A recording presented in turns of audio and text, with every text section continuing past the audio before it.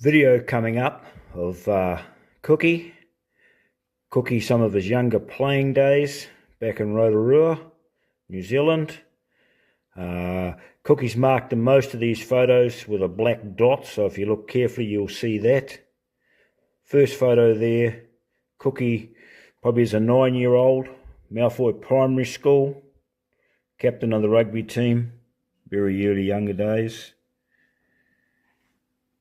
Cookie still at Rotorua Primary School. He's playing in a rep team there of all the primary schools around Rotorua. Holding the ball, Cookie's mate, Sir Gordon Titchens, legendary New Zealand Sevens coach and rugby player as well, a bit like Cookie. Cookie at intermediate as 11 or 12-year-old in the first 15.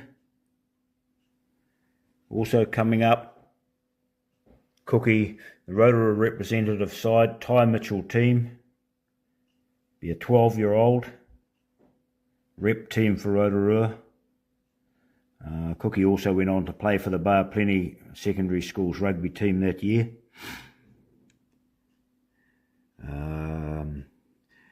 Rotorua Boys High School first 15. Very successful rugby school in Rotorua, produced many All Blacks.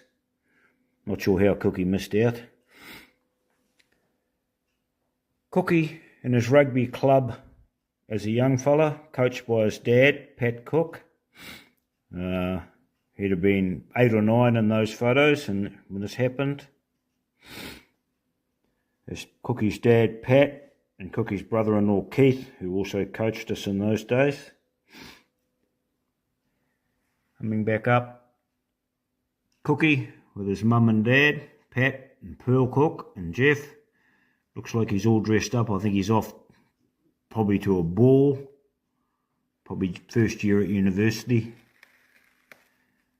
That's Cookie and me in Washington DC, not too far from his condo, probably about 12 years ago.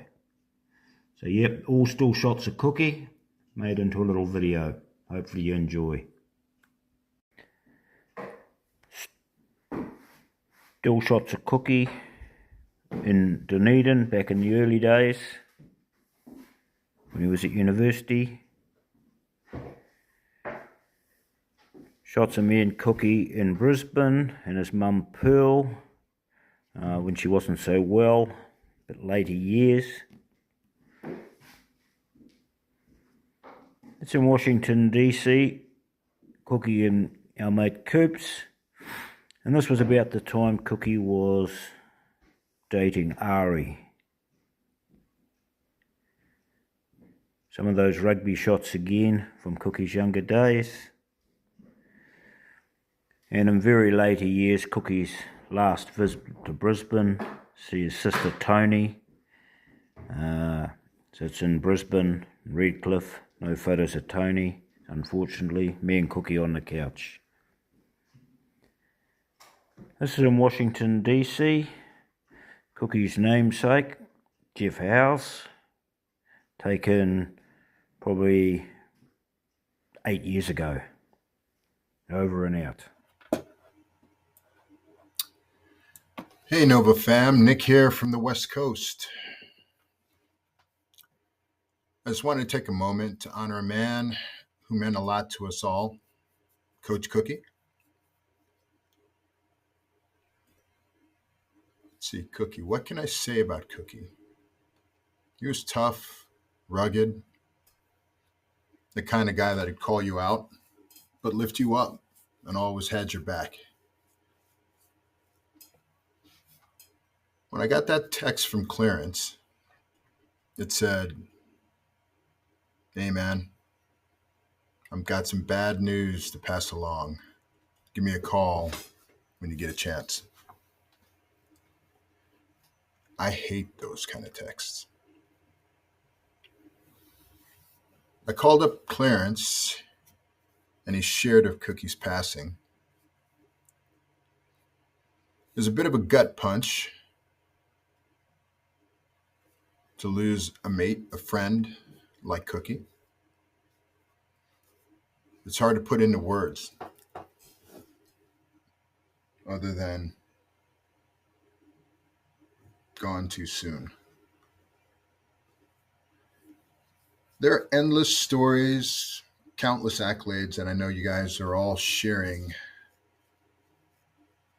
as you reflect back on the impressions Cookie made. But for me, Cookie was about connection, building a family through rugby, and showing up for the club in every possible way. From coaching, mentoring new players, even designing those, well, let's just call them interesting jerseys. Rugby was always his passion, and Nova was a big part of it.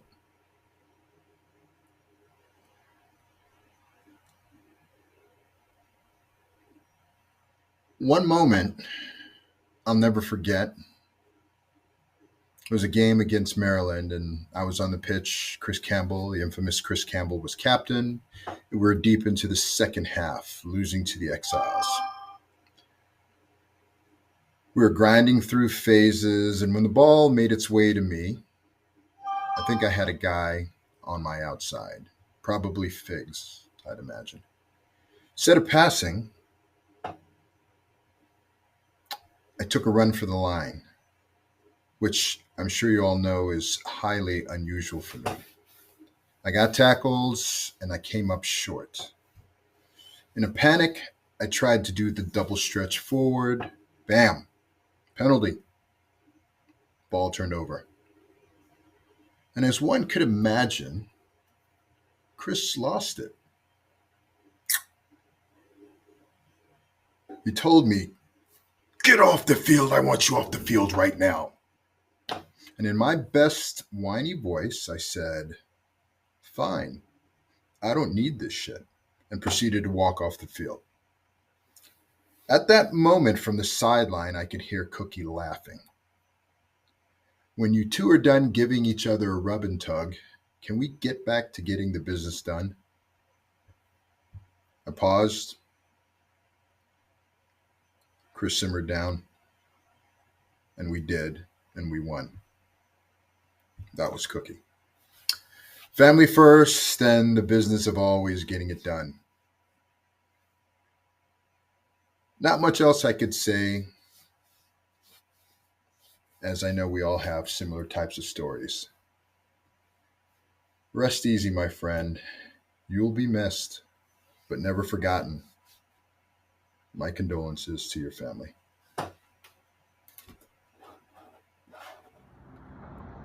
Hey folks, Ryan Warren here.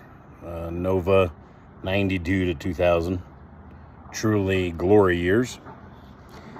Sorry that I am talking to you folks on this occasion. It'd be so much better, one, in person, but more importantly, two, celebrating some national championship or something. I've made some notes, so I'm going to read them as I go through this. Make sure I say it the way I want to say it. I played a lot of sports in my life. Football, baseball, soccer, basketball, yes, even basketball, and rugby.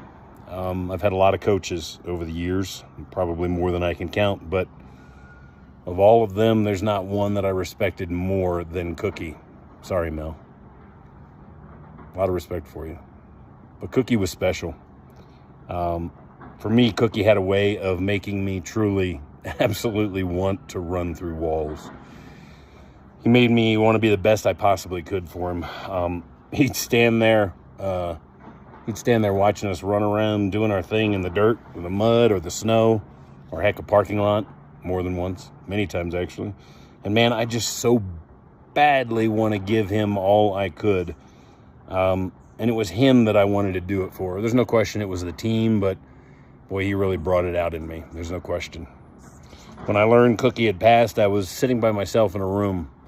I was looking at a text from Weasel, and I literally whispered out loud, "He made me better than I actually was." I said that out loud. He made me better than I actually was.